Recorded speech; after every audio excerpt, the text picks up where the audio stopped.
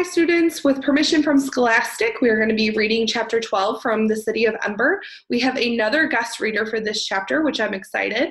This is actually my brother-in-law, Jaime. So my husband read chapter 6, I believe it was, and this is his brother.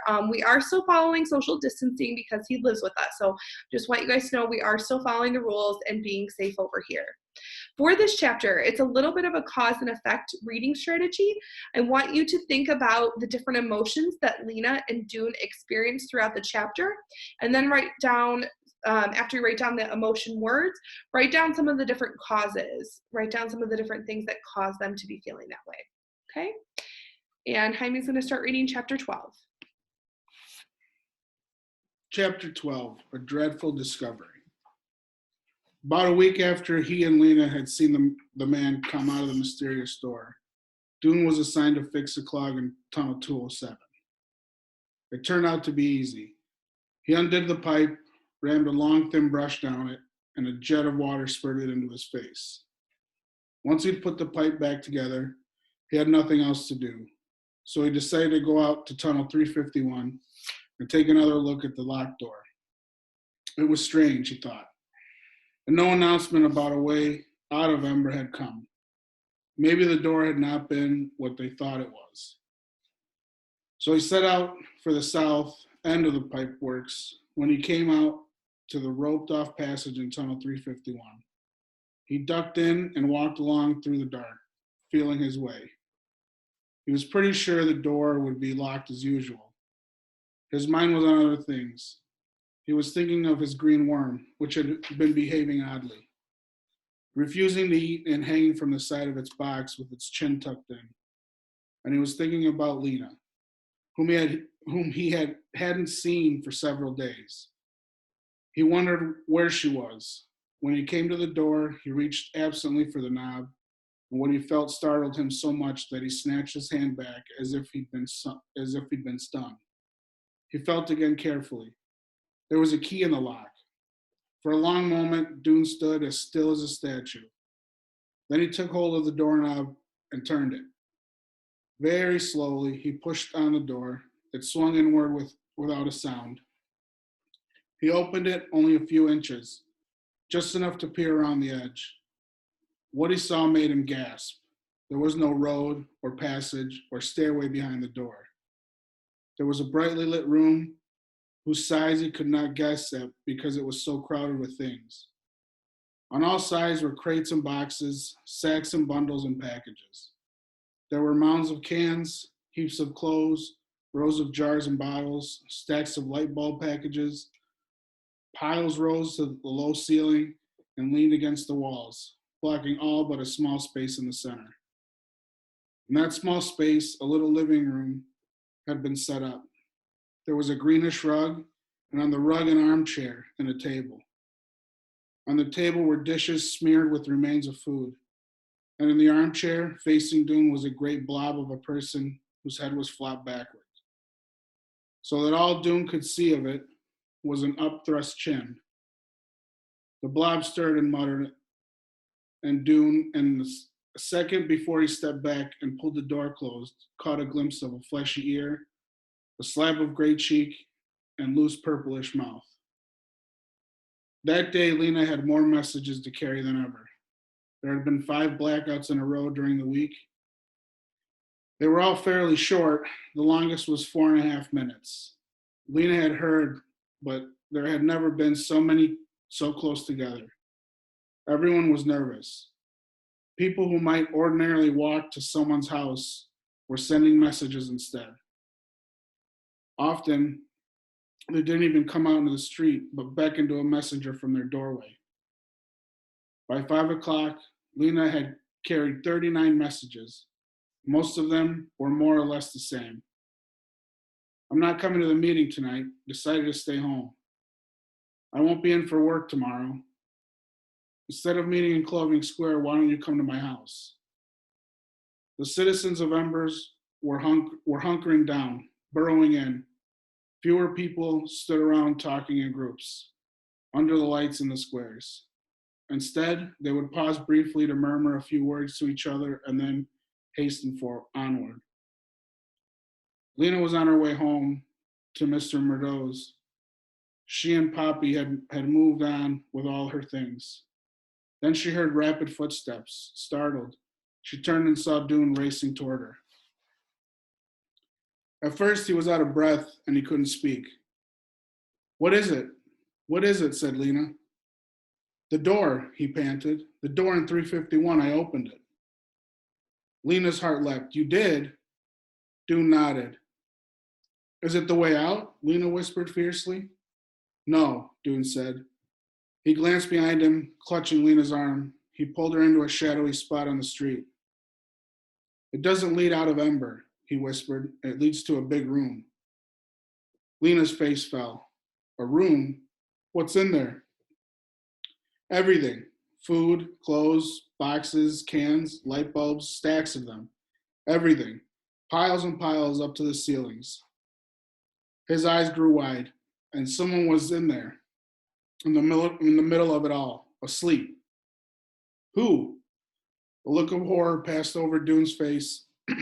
The mayor, he said, conked out in a big armchair with an empty plate in front of him. The mayor, Lena whispered. Yes, the mayor has a secret room in the pipeworks. They stared out at each other, speechless. Then Dune suddenly stamped hard on the pavement. His face flushed red. That's the solution he keeps telling us about. It's a solution for him, not the rest of us. He gets everything he needs, and we get the leftovers. He doesn't care about the city. All he cares about is his fat stomach. Lena felt dizzy, as if she'd been hit on the head. What will we do? She couldn't think. She was stunned. Tell everyone, said Dune. He was shaking with anger. Tell the whole city the mayor is robbing us. Wait. Lena put a hand on Dune's arm and concentrated for a minute. Come on, she said. At least, let's go sit in Harkin Square. I have something to tell you too.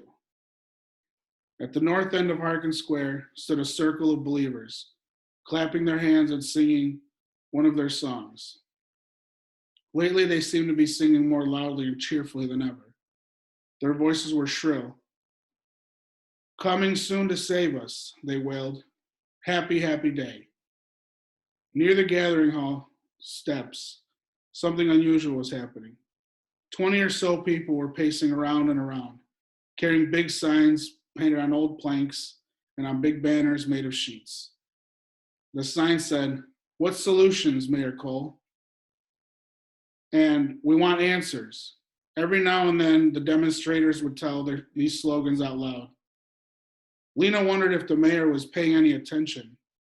Dune and Lena found an empty bench on the south side of Harkin Square and sat down. Now listen, said Lena. I am listening, said Dune, though his face was still red and the look on his face was stormy. I saw Lizzie coming out of the storm rooms yesterday, Lena said. She told him about the cans and Lizzie's new friends, Looper and what Looper was doing. Dune pounded his fist on his leg. That's two of them doing it then, he said. Wait, there's more. Remember how I thought there was something familiar about the man who came out of the door? I remembered what it was, the way he walked, sort of dipping over sideways, and also that black hair, all unbrushed and sticking out. I've seen him twice. I don't know why I didn't remember him, who it was right away. Maybe because I've only seen him from the front. I took a message for him on the first day. Dune was jiggling with impatience. Well, who is it? Who was it? It was Looper, who works in the storerooms, Lizzie's boyfriend, and Dune. Lena leaned forward. It was a message to the mayor, and he gave me, and it was this: delivery at 8. Dune's mouth dropped open. So that means he's taking things from storeroom for the mayor and is giving some to Lizzie and selling some in his store. Oh, cried Dune. He slapped his hand against his head. Why didn't I get it before? There's a hatch in the ceiling near Tunnel 351. It must go right up into the storerooms. Looper comes through there. That's what we heard that day, remember? A sort of scraping. That would have been the hatch opening. Then the thud, his sack of stuff dropping through. And then a sound like someone jumping down and landing hard on the ground. And then walking slowly because he was carrying a load. And walking quickly on the way out because he left it all for the mayor. Lena took a deep breath. Her heart was drumming and her hands were cold. We have to think what to do, she said. If this were an ordinary situation, the mayor would be the one to tell. But the mayor is the one committing the crime, said Dune. So then we should tell the guards, I guess, said Lena. They're next in authority to the mayor, though. I don't like them much, she added, remembering how she'd been so roughly hustled down the stairs from the roof of the gathering hall, especially the chief guard. But you're right, Dune said. We should tell the guards. They'll go down to the pipeworks and see for themselves that we were telling the truth. Then they can arrest the mayor and have all the stuff put back in the storerooms. And then they can tell the city what's been going on. That's a much better idea, said Lena. Then you and I can get back to what's more important. What? Figuring out the instructions. Now that we know that the door we found wasn't the right one, we have to find the right one. I don't know, said Dune. We might be all wrong about those instructions. They could just be about some old pipeworks tool closet. He made a sour face. Instructions for Egriston? Who's Egriston? Or Egrisman? Or whoever it was. Why couldn't we have been just an especially stupid pipeworks guy who needed instructions to find his way around? He shook his head. I don't know. I think maybe those instructions are just hogwash. Hogwash? What's that? It means nonsense. I read it in a book in the library. But they can't be nonsense. Why would they have been kept in a box like that, with the strange look? But Dune didn't want to think about the instructions right then. We'll figure it out tomorrow, he said. Right now, let's go find the guards. Wait, said Lena, catching a hold of the sleeve of his jacket. I have one more thing to tell you. What? My grandmother died. Oh, Dune's face fell. That's so sad, he said. I'm sorry. His sympathy made her tears spring to Lena's eyes. Dune looked startled for a moment, and then he took a step forward and wrapped his arms around her. He gave her a squeeze so quick and tight that it made her cough, and then it made her laugh. She realized all at once that Dune, thin, dark-eyed Dune, was his troublesome temper and terrible brown jacket and his good heart, was a person that she knew better than anyone now. He was her best friend. Thanks, she said, while she smiled at him. Let's go and talk to the guard. They crossed the square and climbed the steps of the gathering hall. Sitting at the big reception desk outside the door of the mayor's office was the assistant guard, Barton Snowd, the same one Lena had encountered her first time here. Snowd looked bored. His elbows were on the desk, and his chin was moving very slowly from side to side. Sir, said Dune, we need to speak with you. The guard looked up. Certainly, he said. Go right ahead. In private, said Lena. The guard looked puzzled. His small eyes darted back and forth. This is private, he said. No one here but me. But anyone could come along, said Dune. What we have to say is secret and very important. Very important, said Snowd. Secret? His face brightened. Grunting, he raised himself from his chair and motioned them into a narrow hallway off to the side of the main hall. What is it, he said. They told him as they spoke, interrupting each other to make sure they got in all the details. The guard's eyebrows gradually lifted higher and higher over his eyes. You saw this room, he said. This is true? Are you sure? He was chewing faster now. You mean the mayor? You mean the mayor is, at the moment, a little way down the hall, a door opened. Through it came 3 more guards, including Lena, spotted him by his beard, the chief guard, They strode forward, talking to each other in low voices, and they passed the chief guard, threw a quick glance at Lena. Does he recognize me? Lena wondered. She couldn't tell. Barton Snowd finished his sentence in a husky whisper. You mean the mayor is stealing? That's right, said Doone. We thought you should be informed because who else can arrest the mayor? And once you've done that, the guards can put all the things he's stolen back where they came from. And then tell the city that a new mayor has to be found, added Lena.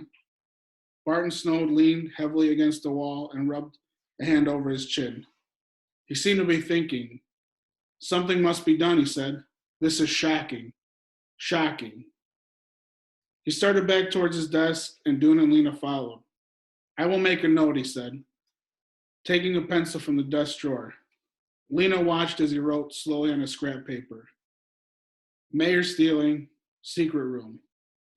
When he'd finished, he let out a satisfied breath. Very good, he said. Action will be taken. You may be sure, some sort of action, quite soon. Good, said Doone. Thank you, said Lena, and they turned to leave. The three guards were standing by the main door of the gathering hall as Doone and Lena went out. The chief guard moved aside to make way for them, and they went through the door and out into the wide front steps. Lena glanced over her shoulder before the door swung closed. She saw the chief guard striding toward the reception desk, where Barton Snowd was standing. Leaning forward, his eyes shining with important news.